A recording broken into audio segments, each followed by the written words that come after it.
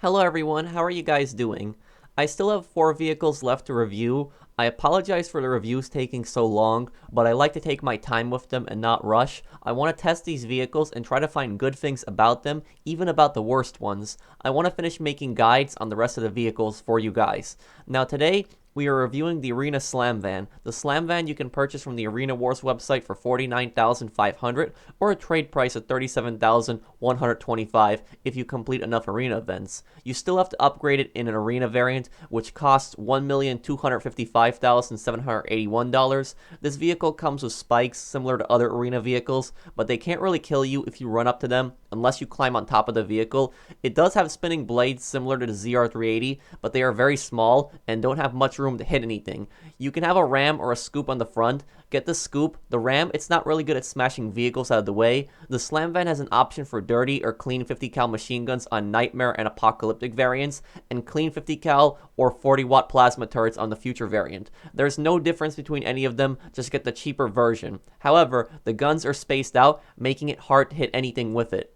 So starting off with a speed test, I decided to compare the Slamvan against the Sasquatch monster truck and the Scarab tank. And as you guys can see from this test, both of them got ahead of me pretty quickly because both of them have faster acceleration rates. I managed to pass the Scarab relatively early on here, but the Sasquatch got to the end of the runway. But does that make the Sasquatch the faster vehicle? Not necessarily. I decided to do a second test, and in my second test, I got a 1 second head start on the Sasquatch. And even though I have a 1 second head start here, it looks like the Sasquatch is catching up to me. It looks like he's going to pass me. But the Sasquatch, it reaches its top speed pretty quickly, and then at that point, it can't go any faster. While the Slamvan, its top speed is actually faster and greater than the Sasquatch. So as you guys can see, I'm gaining more distance on him now. He caught up to me a little bit, but now that I'm reaching my top speed, he's not able to catch up to me. So the Slamvan, I'm surprised. It does have decent speed, but that doesn't make it really fast though.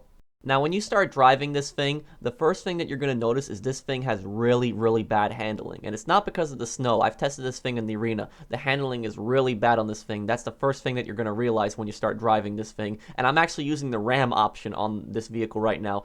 Don't get the RAM. The RAM is really terrible. That's why it's really important to test both the RAM and the scoop option on vehicles. Sometimes the RAMs have been better on other vehicles, and sometimes the scoop option is better. The RAM is just really terrible on this vehicle. You're not really going to be able to push anything out of the way. Don't bother with the ram. In this clip, you guys see me using the scoop. I'm still spinning out, but the scoop, it does a much better job than the ram. And I think a lot of me spinning out here is due to the snow. So the scoop, I would give it a good rating. Just don't use the ram. The ram is really bad.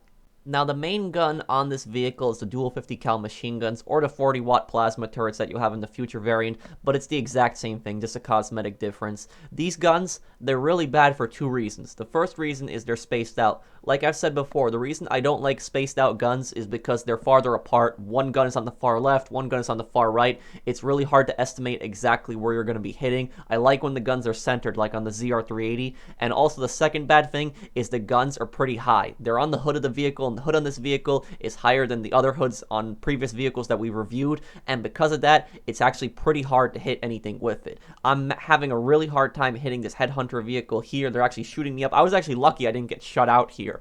But it's actually really hard to hit anything with this because the guns, they're spaced out and they're on top of the hood, and the hood is pretty tall. If you're aiming at a large vehicle, you should have no problem hitting it, but if you're aiming at a smaller vehicle or even at NPCs, you're not really going to be able to hit them with these guns. They're pretty bad. This vehicle has spinning blades similar to that of the ZR380, and you can one-hit kill someone with them if you touch them with it, but the chances of that are so slim because they're so small. You're much more likely to run them over, hit them with the hood of your car before you're even going to touch them with your blades. And what's really bad about these blades is because they're literally right underneath the door, you could accidentally kill yourself if you get out of the vehicle and you go back in. Sometimes when I got out of the vehicle, I exit the vehicle and the blades are still running for some reason. Other times they're not running. I don't know what's specifically causing this, and also you can accidentally kill your friends. If you're trying to pick up your friends in this vehicle, watch out. I actually tried to pick up one of my friends here. You guys can see what happened. He gets in and he actually dies because of the blade, and we weren't trying to do this. This just happened by accident. So you gotta watch out for these blades. They're actually very dangerous to both the driver and the passenger. You might just want to take them off. In a damage resistance test, what's really disappointing about this vehicle is that it has no bulletproof windows. I was hoping more vehicles in this update would have bulletproof windows because they're so expensive and you're spending so much money on them. Doesn't matter if it's in the front or the side, this vehicle doesn't have bulletproof windows. But the one good thing is, in the back, it's pretty hard to get shot out of because of all the stuff that you have in the back blocking your way. And the craziest thing about this vehicle is that it only takes 1 RPG. I'm not joking on that.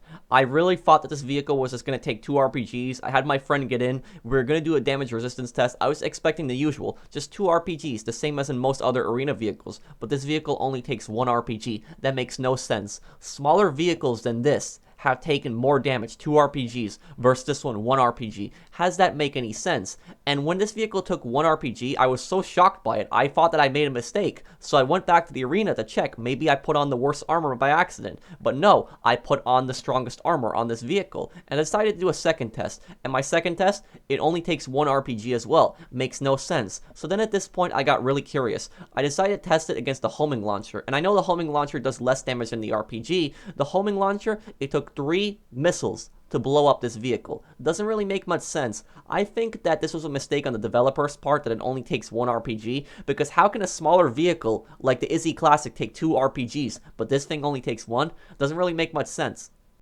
And now finally, how does this vehicle do in the arena? It actually does pretty bad in the arena. This is a really bad vehicle in the arena. I wouldn't say it's the absolute worst. I think the Cerberus is much worse than this thing because it's a much bigger target. But this thing, it has really bad handling. You have a lot of places where you can get shot from. It's a pretty tall vehicle. And the guns, they're pretty tall on the vehicle, which makes it impossible to hit motorcycles and shorter vehicles with it. They're also spaced out, which makes it even harder to hit vehicles with it. This vehicle doesn't really offer much. I've tried to smash into people with it to see how much damage I could do. I didn't really do that much damage either. There's nothing special from this vehicle. It's pretty bad in the arena. If you're an arena player, I don't recommend this vehicle at all. When you use this thing in the arena, a lot of people are going to kill you very easily, and you're going to feel like your money has been wasted. I tried so hard to get 1 kill in this match, and I failed. I actually came in at 7th place. I really thought that I could get 1 kill, but I didn't. So it's not good in the arena. I don't recommend it personally. And here we come to the pros and the cons. And the pros are, it's decently fast. It's not extremely fast, but I was actually surprised that it can go faster than the Sasquatch.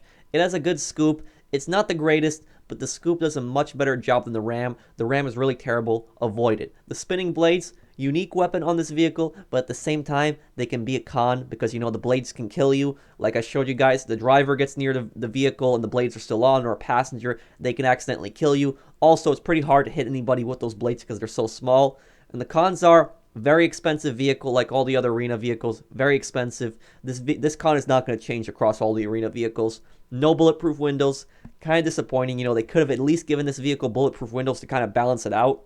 And the guns, they're too high. Because the hood on this vehicle is taller than most other vehicles, it's going to be pretty hard to hit other vehicles with it. Like, you have no chance of hitting the motorcycle with this. You're trying to hit somebody on a motorcycle, you have no chance of hitting them. And if somebody's in like a shorter vehicle like the ZR380, there's no way you're going to hit them. And the guns, because they're spaced out, it's going to make it a lot harder to hit somebody versus if they're centered. The blades can kill you like I described earlier, and has such terrible armor. Worst armor that I've seen in the game by far. This has the worst armor. The Gargoyle Death Bike, I'm not counting on this right now because it's a motorcycle. So of course it's only going to take 1 RPG. But this thing, why is the Izzy Classic, a much smaller vehicle, able to take 2 RPGs but this thing can't? It makes no sense. And lastly, it's not good in the arena. The handling is just terrible. Awful. Handling is just really bad. Don't take it in the arena. I don't think you're really going to get anything out of it. Like, if somebody has used this thing in the arena and they've done good with it, let me know down below. But I've had a really bad experience with this vehicle. I have not been successful at all with this vehicle in the arena. So I hope you guys enjoyed this review. I'm still going to review the last 3 vehicles. Let me know in the comments down below which vehicle do you want me to review next. So I hope you guys enjoyed this. If you enjoyed it, drop a like. If you're new to my channel and enjoy my content, subscribe. And I'll see you guys in the next one. Take care, everyone.